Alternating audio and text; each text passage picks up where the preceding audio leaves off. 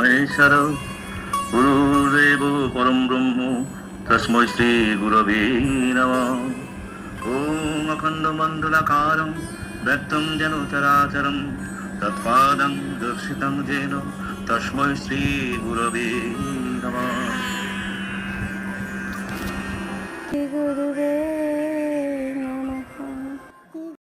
আমার ভিডিওগুলো যদি আপনাদের ভালো লেগে থাকে তাহলে অবশ্যই চ্যানেলটিকে সাবস্ক্রাইব করে বেল বাটনটি অন করে দিয়ে পাশে থাকবেন। আজকে আলোচনা করব গুরু পূর্ণিমার তিথি চলাকালীন কোন কোন খাবার আপনারা ফুলেও মুখে তুলবেন না। ফুল করেও যদি মুখে তুলে থাকেন এই সব খাবার, তো আপনার জীবনে নেমে আসতে পারে চরম অন্ধকার। চতুর্দিক থেকে আপনার জীবনে জ্বালা যন্ত্রণা, এমনকি দুঃখ কষ্ট দারিদ্রতা আপনাকে আষ্টে পিষ্টে ধরতে পারে। কারো গৃহে সদা স্থির থাকে না। তাই এই গুরু পূর্ণিমার দিন কিছু কিছু নিয়মবিধি পালন করলে অবশ্যই আমাদের ঘরে লক্ষ্মীশ্রীতে ভরে যাবে। গুরু পূর্ণিমা বা পূর্ণিমা হলো বিশেষ এক পবিত্র দিন। এই পবিত্র দিনে ভুল করেও কারো গৃহে অন্ন গ্রহণ করবেন না। এই কথাটা খেয়াল রাখবেন যে পূর্ণিমা কিংবা গুরু পূর্ণিমার দিনে কারো গৃহে ভুল করে অন্ন গ্রহণ করবেন না। নিজের বাড়িতে যা রান্না করেছেন সেই খাবারই গ্রহণ করবেন এবং সাত্ত্বিক খাবার গ্রহণ করবেন। আপনারা যদি পূর্ণিমা কিংবা গুরু পূর্ণিমার দিন অন্যের বাড়িতে খাবার গ্রহণ করেন তাহলে সারাটা বছর আপনাকে পরনির্ভরশীল হয়ে থাকতে হবে। খাবার কোন দিকে বসে গ্রহণ করলে আমাদের সুফলদায়ক হবে? শাস্ত্রে বলা আছে পূর্ব দিকে বসে খাবার গ্রহণ করলে আমাদের আয়ু বৃদ্ধি পায়, পশ্চিম দিকে বসে খাবার গ্রহণ করলে আমাদের আয় বৃদ্ধি পায়। আরেকটা কথা খেয়াল রাখবেন, সন্তানের মাকে কোনোদিনও উত্তর দিকে মুখ করে বসে খেতে হয় না। এতে সন্তানের জীবনে অমঙ্গল বৃদ্ধি পায়। উত্তর দিকে আমরা কিন্তু অশুভ বলে মনে করি। দক্ষিণ দিকে বসে যারা আহার গ্রহণ করেন তাদের মধ্যে প্রভাব প্রতিপত্তি এবং আত্মবিশ্বাস প্রবল থাকে। গুরু পূর্ণিমার দিন যেমন অন্যের বাড়িতে খাবার গ্রহণ করবেন না, তেমনি নিজের বাড়িতে মদ্যপান বা যে কোনো নেশাজাতীয় দ্রব্য গ্রহণ করবেন না। এই পূর্ণিমার দিন বাড়ির মধ্যে কোনো রকম আমিষ খাবার রন্ধন করবেন না। মাছ মাংস ডিম বা তৈলাক্ত জাতীয় যে কোনো খাবার কিন্তু এই দিনে বাড়িতে রন্ধন করবেন না। এছাড়া পোড়া যে কোনো জিনিস আগুনে সেকে খাওয়া কখনোই এই পূর্ণিমার দিন খাবেন না। মুসুর ডাল এই দিন গ্রহণ করবেন না। অনেকেই বলে মুসুর ডাল নিরামিষ, কিন্তু মুসুর ডালের মধ্যে প্রচুর পরিমাণে প্রোটিন থাকার জন্য মুসুর ডাল কিন্তু সাত্ত্বিক আহারের মধ্যে পড়ে না। তাই এই দিনে কোনো মতেই মুসুর ডাল গ্রহণ করবেন না। মাশরুম অনেকেই ভাবতে পারেন যে নিরামিষভাবে রান্না করে খাওয়া যেতে পারে। এইগুলি তামসিক খাবারের মধ্যে পড়ে। একাদশী পূর্ণিমা বা যে কোনো শুভ তিথিতে এই দুটি খাবার সব সময় এড়িয়ে চলবেন। এক হলো মুসুর ডাল এবং দুই হলো মাশরুম। এছাড়াও যে কোনো পোড়া খাবার যেমন বেগুন পোড়া, টমেটো পোড়া এই দিনে কখনোই খাবেন না। গুরু পূর্ণিমার দিন ভুল করেও কিন্তু সজনে ডাঁটা খাবেন না। যে কোনো শুভ দিনে কিংবা পূর্ণিমার দিনে পোড়া জাতীয় যে কোনো খাবারই গ্রহণ করবেন না। এতে ভাগ্যে দারিদ্রতা নেমে আসে। পূর্ণিমা বা গুরু পূর্ণিমার দিনে কখনো কালো বস্ত্র বা ছেঁড়া ফাটা বস্ত্র, সেলাই করা বস্ত্র পরবেন না। এতে ভাগ্যে দুর্ভাগ্য নেমে আসে। বন্ধুরা, আরও একটা কাজ করতে পারলে আপনার ভাগ্য বদলে যাবে। গুরু পূর্ণিমার দিনে 1 টাকার কয়েন গোপনে রাখুন। কিন্তু কোথায় রাখবেন এই 1 টাকার কয়েন? এই উপায়টি করার জন্য খুব সামান্য কয়েকটি উপকরণের প্রয়োজন। 1 টাকার কয়েন, একটি এলাচ, একটি লবঙ্গ, এই কয়েকটা উপকরণ থাকলেই খুব সহজেই নিজের বাড়িতে এই টোটকাটি করতে পারেন। গুরু পূর্ণিমার দিন যারা ভাবছেন এই টোটকাটি করবেন, তারা অবশ্যই কিন্তু নিরামিষ আহার গ্রহণ করবেন। বৃহস্পতিবার দিন এবার গুরু পূর্ণিমা পড়েছে, তাই উপবাস করে যেভাবে লক্ষ্মীনারায়ণের পুজো করেন সেইভাবেই ধূপ ধুনো শঙ্খ বাজিয়ে বাড়িতে সন্ধ্যা আরতি করবেন। আপনার ঠাকুর ঘরে লক্ষ্মী ঠাকুরের সামনে ঘিয়ের একটা প্রদীপ প্রজ্বলন করবেন। আপনারা সন্ধ্যা দেওয়ার পরে উলুধ্বনি এবং শঙ্খধ্বনি অবশ্যই দেবেন। আপনি যখন লক্ষ্মী ঠাকুরের সামনে শুদ্ধ বস্ত্রে বসবেন, তখন একটা 1 টাকার কয়েন, এলাচ এবং একটা লবঙ্গ মায়ের পায়ের সামনে অর্পণ করে দেবেন এবং 2 হাত জড়ো করে মা লক্ষ্মীর একটা মন্ত্র অবশ্যই মনে মনে বলবেন। ওম শ্রীং লক্ষ্মী দেবায় নমঃ। এই মন্ত্রটি 108 বার জপ করবেন, তাতে সুফল লাভ মিলবে খুব তাড়াতাড়ি। মা লক্ষ্মীর কাছে পুজো সমর্পণ হওয়ার পরে বাড়িতে যিনি আয়কর্তা রয়েছেন, অর্থাৎ যিনি সংসার চালান এবং রোজগার করেন, তার বালিশের নিচে ওই 1 টাকা, লবঙ্গ এবং এলাচ, ওই 3টি জিনিসকে হলুদ কাপড়ে বেঁধে বালিশের তলায় রেখে দেবেন এবং এই ক্রিয়াটি যে করেছেন সেটা কাউকে জানাবেন না, কেউ যেন জানতে না পারে আপনার এই ক্রিয়াটির কথা।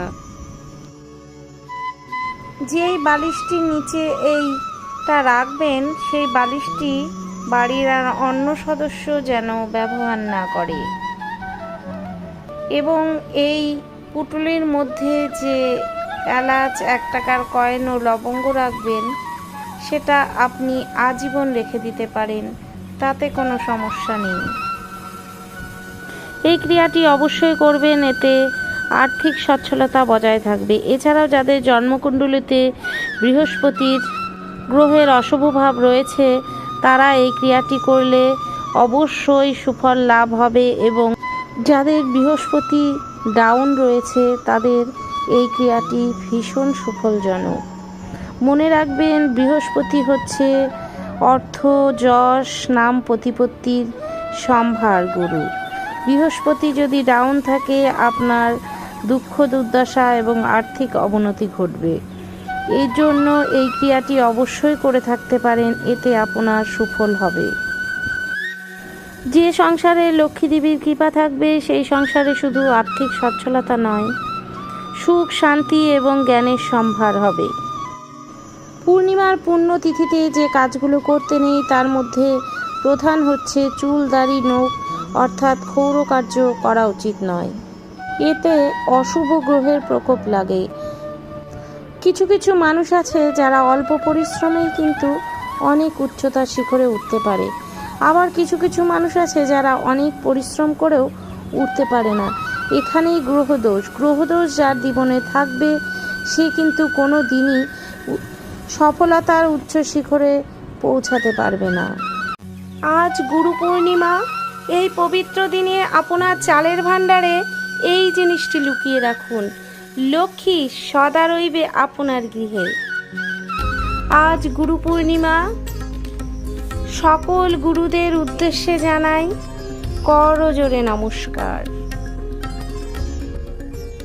অবশ্যই লক্ষ্মী দেবীর সাথে নারায়ণ দেবের পুজো করবেন, কারণ লক্ষ্মী সদা কিন্তু চঞ্চলা। নারায়ণের সাথে লক্ষ্মী পুজো করলে ঘরে লক্ষ্মী বাধা থাকে। গুরু পূর্ণিমার বিশেষ তিথিতে লক্ষ্মী নারায়ণ পুজো করুন, এই পুজোর ফল বিশেষভাবে আপনি পাবেন। আজকে গুরু পূর্ণিমার পবিত্র ক্ষণে আপনাদের সাথে আলোচনা করব কয়েকটি ছোট্ট টোটকা, যেটা করতে পারলে সারা জীবন সুখে, শান্তিতে এবং আর্থিক সচ্ছলতায় কাটবে আপনার দিন। বন্ধুরা, ভিডিওটিতে আমার পাশে থেকে অবশ্যই একটি কমেন্ট করে যাবেন। গুরু পূর্ণিমার দিনে যে টোটকাটি করবেন আপনারা, সেটা হলো আপনাদের চালের ভাণ্ডারে অর্থাৎ রান্নাঘরে যে চালের ভাণ্ডার থাকে সেই চালের ভাণ্ডার থেকে 21টি অক্ষত চাল নেবেন। চালগুলো যেন অক্ষত থাকে। 21টি অক্ষত চাল নিয়ে তাতে হলুদ গুঁড়ো মাখিয়ে নেবেন। হলুদ গুঁড়ো মাখিয়ে এই চালটিকে একটা লাল কাপড়ের শুদ্ধ লাল কাপড়ের টুকরোয় ভালো করে বেঁধে নেবেন। ওই লাল পুটুলিটি মা লক্ষ্মীর চরণে রেখে সন্ধেবেলা মা লক্ষ্মীর পুজো অর্চনা করবেন। পুজো অর্চনা হয়ে গেলে ওই পুটুলিটি নিয়ে এসে আপনারা আপনাদের মানিব্যাগে কিংবা লকারে কিংবা আপনাদের ক্যাশ বাক্সে রাখতে পারেন। এটা করতে পারলে আপনাদের যেখান থেকেই হোক অর্থ আসবে, অর্থাৎ মা লক্ষ্মীর কৃপাদৃষ্টি সদাই বজায় থাকবে আপনার জীবনে এবং আপনার পরিবারে। গুরু পূর্ণিমার দিন আরও একটি টোটকা আপনারা করতে পারেন, সেটা হলো 1 টাকার কয়েন। 1 টাকার কয়েন একটা নেবেন, একটা এলাচ, একটা দারচিনি নেবেন। এই 3টি জিনিসকে নিয়ে আপনারা পুজোর সময় মা লক্ষ্মীর পায়ে অর্পণ করবেন এবং হলুদ রঙের নতুন বস্ত্রে সেটাকে বেঁধে আপনারা বালিশের নিচে রাখবেন। আপনাদের ঘরে যিনি ইনকাম করেন অর্থাৎ যার দ্বারা আপনাদের রোজগার আসে তার বালিশের তলায় অবশ্যই রাখবেন। এতে আপনাদের আয় ইনকাম কোনো দিন বন্ধ হবে না, সেটা সচল থাকবে। গুরু পূর্ণিমার দিন অবশ্যই দান ধ্যান করবেন। এই দিন দান ধ্যানের মাহাত্ম্য অনেকটা। গুরু পূর্ণিমার দিন আপনি যদি কাউকে হলুদ বস্ত্র দান করতে পারেন তাহলে আপনার জীবন থাকবে সুখময়। অবশ্যই যাকে দান করবেন সে যেন দিন দরিদ্র ব্যক্তি হয়, মানে যার অভাব আছে এবং যার প্রয়োজন আছে আপনার দানে, সেই রকম ব্যক্তিকে অবশ্যই আপনি হলুদ বস্ত্র দান করতে পারেন। এছাড়া হলুদ রঙের ফল কিংবা হলুদ রঙের ডাল আপনি দান করতে পারেন। ভুলেও কিন্তু এই দিন চাল কখনো ঘর থেকে বের করবেন না। ভুলক্রমেও যদি চাল দান করে থাকেন এই দিন, তাহলে কিন্তু আপনার ঘরের লক্ষ্মী বাহির হয়ে যাবে। এই দিন লক্ষ্মী দেবীকে আর নারায়ণকে অবশ্যই আপনি ক্ষীর বা পায়েস রান্না করে দিতে পারেন ভোগ হিসেবে। নারকোল কিন্তু লক্ষ্মী বা নারায়ণ দেবের অতি প্রিয় একটি ফল, তাই পায়েস বা ক্ষীর যেটাই রান্না করুন তার মধ্যে নারকেল কুড়ো অবশ্যই দিয়ে দেবেন এবং এটি লক্ষ্মী নারায়ণের কাছে ভোগ হিসেবে নিবেদন করার পর বাড়ির সকলে মিলে সেই ভোগ আস্বাদন করবেন।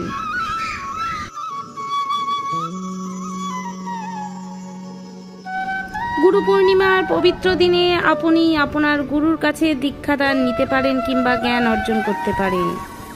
এই দিনেই কিন্তু দেবাদিদেব মহাদেব জ্ঞান দিয়েছিলেন সপ্ত ঋষিকে। এই দিনেই গৌতম বুদ্ধ জ্ঞান দিয়েছিলেন তার শিষ্যদের। এই দিনে জ্ঞানের সাগর ব্যাসদেব জন্মগ্রহণ করেছিলেন।